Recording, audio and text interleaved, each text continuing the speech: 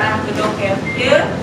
Gedung Kerkil ini didirikan pada tanggal 2 Juni 1928 dan dibuka untuk umum pada tanggal 14 September 1928.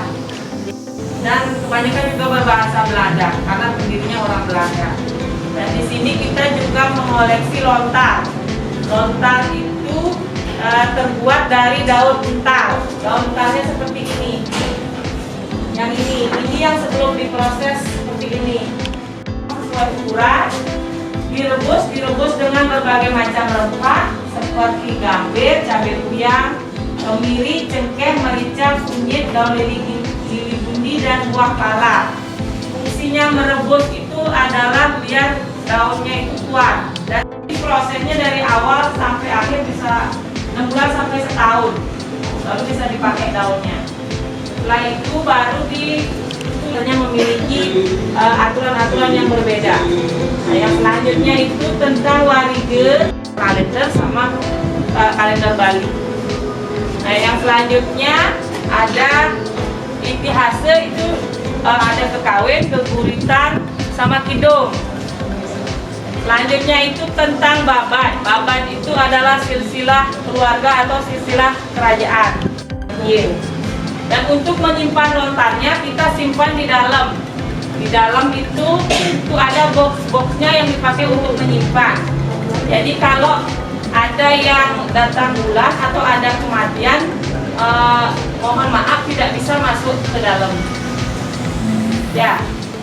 Ada seseorang yang ingin mencari lontar dengan klasifikasi yang khusus, jadi kita akan gampang untuk mengambilkan karena sudah ada kode, sudah ada klasifikasi, dan juga sudah ada logo tertera di dalam kotak ini ya. Model kotaknya seperti ini. Jadi tergantung tebal tipisnya dari lontar tersebut ya. Nah sekarang di sini lontarnya modelnya seperti ini. Mungkin di Jawa juga ada ya? Ada ya. Nah seperti ini. Nah jadi satu ikat ini namanya, kalau kita di sini namanya satu cakep. Ya, ini namanya satu cakep. Kita di sini memiliki 2060 cakep lontar. Ya, dengan 7 klasifikasi. Kemudian dalam proses penulisan di atas daun lontar kita menggunakan pisau khusus ya, Cuman dalam proses penulisannya tersebut kita harus benar-benar hati-hati karena kita nggak bisa menggosok ataupun menstipo apabila kita melakukan suatu kesalahan ya. Nah sekarang saya akan tunjukkan bagaimana cara menulis di atas daun lontar.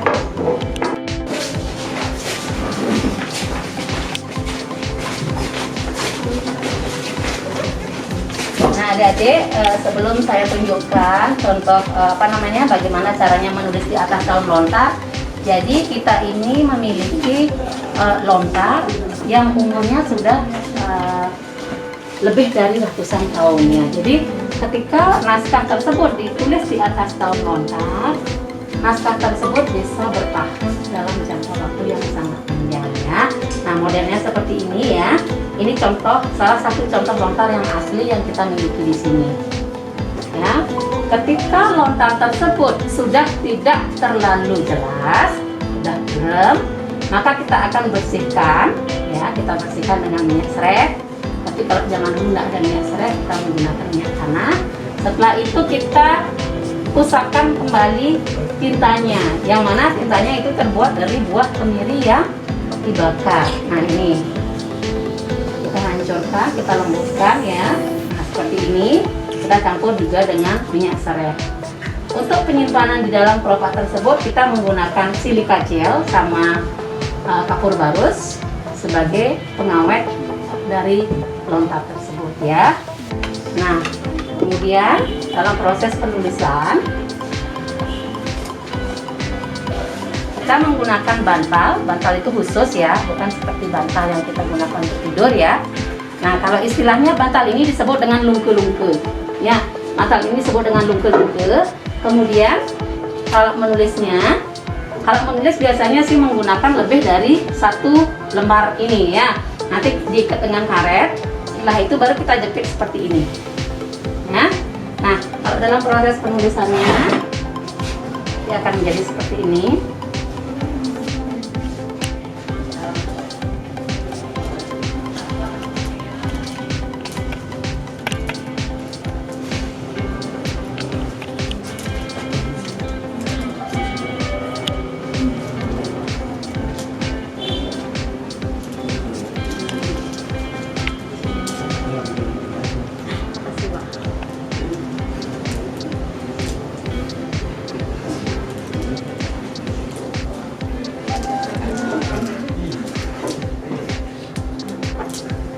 Setelah itu baru kita gosokkan kemirinya.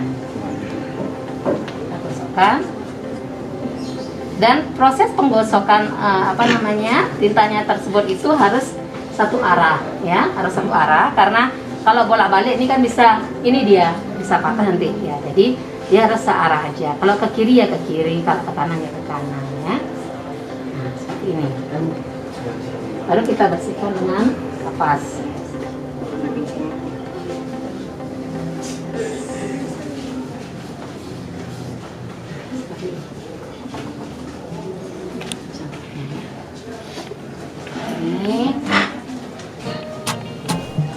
Sehingga dalam proses penulisan ketika kita membuat kesalahan kita akan kentara, ya. Jadi ketika satu huruf, ya, menulis satu huruf kita salah, mungkin bisa dijadikan huruf mati, ya. Tetapi kalau lebih dari satu udah nggak bagus, ya, maka dia harus diganti dengan daun yang baru. Seperti itu. Ada yang ditanyakan?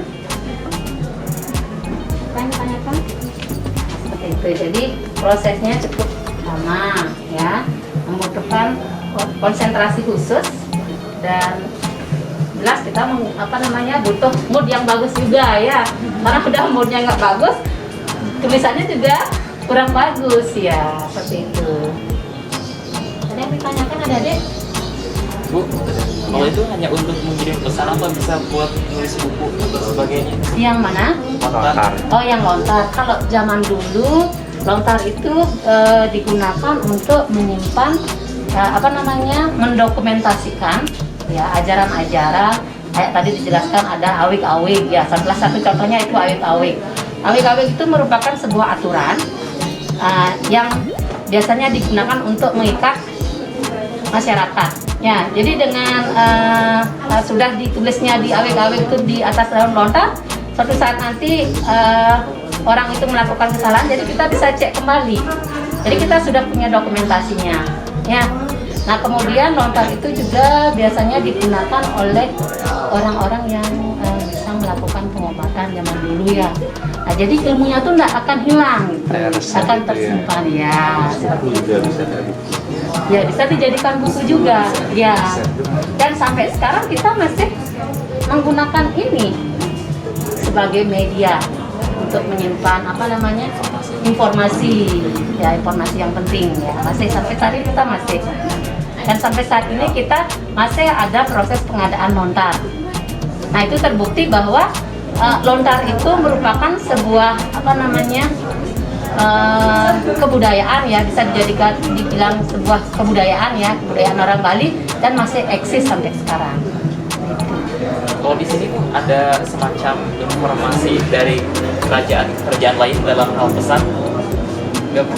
Biasanya kalau di sini, kalau tentang informasi kerajaan itu biasanya tentang runtuhnya kerajaan tersebut, penyebab dari apa yang menyebabkan kerajaan itu menjadi runtuh, seperti itu. Sejarahnya, sejarah dari awal mula berdirinya kerajaan dan juga runtuhnya kerajaan tersebut ada. Bisa ini ditunjukkan, Bu? Apanya? Informasinya, lontar yang itu yang memberitahu itu. Lontarnya kebetulan ada di bagian belakang.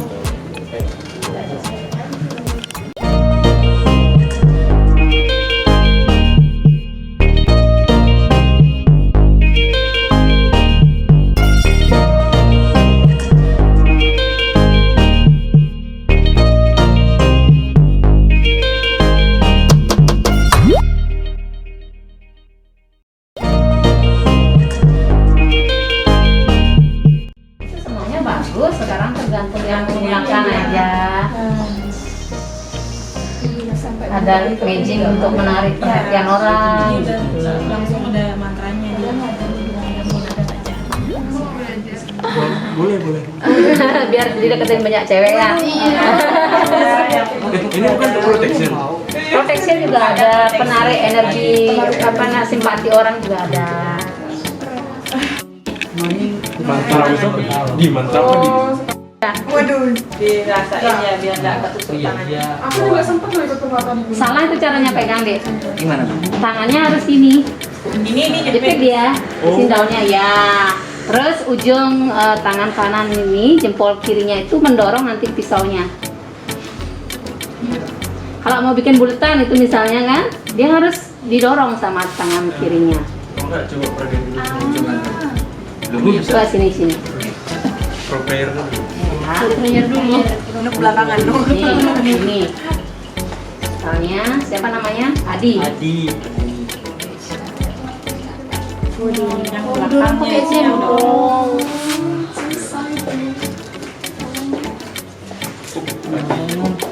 Sobek nanti kalau kamu ya kena ya tangannya. itu dah yang pakai nahan dia biar nggak Adi. yang pakai ngerasain. Terus dia Kayak gini namanya sendiri ya. abadi deh. Oh, di Abadi deh. Adi Lumayan, masuk sejarah. Udah kan tanggal berapa? Catat. Ini Adi. Oh gitu tulisannya gitu. Iya. Dia mau pakai aksara. Pakai aksara Bali. Baca aksara Bali ini Adi juga. Iya Adi. Baca Joko. Ada aksara. Tadi dibaca Joko kan salah ya. Ini A, ini D. Nah, ini D, D ditambah A. Ulu, iya, dikasih ulu jadi I. Ya, sama di Jawa ya. Iya, kayak Ya, ada suku juga ya. Iya. Jawabnya lebih banyak kan. Iya. Kita punya 18. Basic Jawa 18. 20 ya. Iya, tadi saya lihat. Jawa kayaknya sih Ada yang 20. ada yang beda. Kan ada cara apa? Da sama do. Di sana do Iya, ya. ada do atau Ah, solo. Udah. Kalau gambar kita bikin sketsa dulu pakai pensil ya. Habis pakai pensil baru kita pakai pisau. Enggak, jarang ya orang pilih langsung bisa pakai pisau, tapi pasti di sketsa. Ibu ini bedanya apa? Biasanya iya, biasanya kalau lontar pisau yang digunakan untuk menggambar dia itu memiliki ujung yang lebih tajam ya dibanding pisau yang digunakan untuk menulis saja. Dia tuh akan ya sedikit lebih tumpul lah dibandingkan yang digunakan untuk gambar. Hari itu benar-benar unik, makanya kan ada lontar yang percaya nggak percaya ya. Kalau orang yang memang benar-benar sensitif, dia bisa merasakan ketika menyentuhnya aja udah merasakan sesuatu yang beda. Itu ada ya. Tapi kan macam-macam lontarnya ya. Ada yang berupa apa namanya awik-awik, ya, tentang aturan-aturan. Tapi kalau zaman dulu bisa juga digunakan sebagai alat untuk mengirim surat. Kalau di kerajaan tuh kan, nah dibikin seperti ini digunakan untuk mengirim surat ke kerajaan-kerajaan.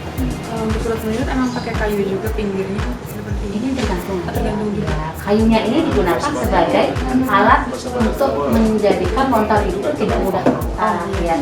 Kalau nggak ditusuk seperti ini, kayak ini, kan bisa aja dia patah kayak ini. Nah, jadi kalau diisi dengan kayu, ya itu menjadi lebih kuat. Melindungi juga. Iya, melindungi. Jenisnya, kalau yang bagus itu seratnya dia lebih halus, ya. Dan ketika kita menulis itu lebih lembut kita rasanya nulisnya. Tapi kalau yang seratnya kasar dia bunyi krek krek itu dia. Untuk yang bagus itu lontar desa. Ada yang disebut dengan lontar apa namanya, lontar palu. Palu. Ini kata bahwa jadi orang menyebutkan lontar misalnya lustur wong Maroro gitu misalnya, kita cari nanti di kelopak 21 dengan jumlah isi kelopak. Oh iya, Kelopak 21 dengan jumlah lampir lontar itu sebanyak 47. Informasi. Iya. Berarti sekarang tuh masih banyak orang yang bisa nggak sih dapat informasi ya, untuk Baca. kebutuhan ya. Masih banyak. Iya, masih banyak.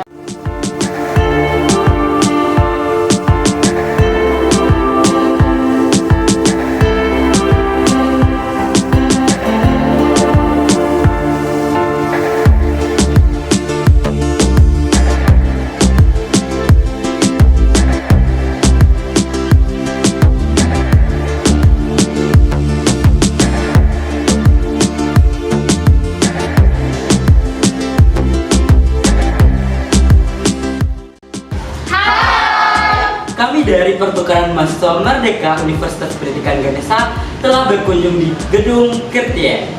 Di Gedung Kertie ini kita bisa melihat berbagai macam culture yang di sini, juga mempelajari adat di sini, dan juga kami tadi melihat ada lukisan gedung, lukisan di lontar. Jadi, yuk mari ketemu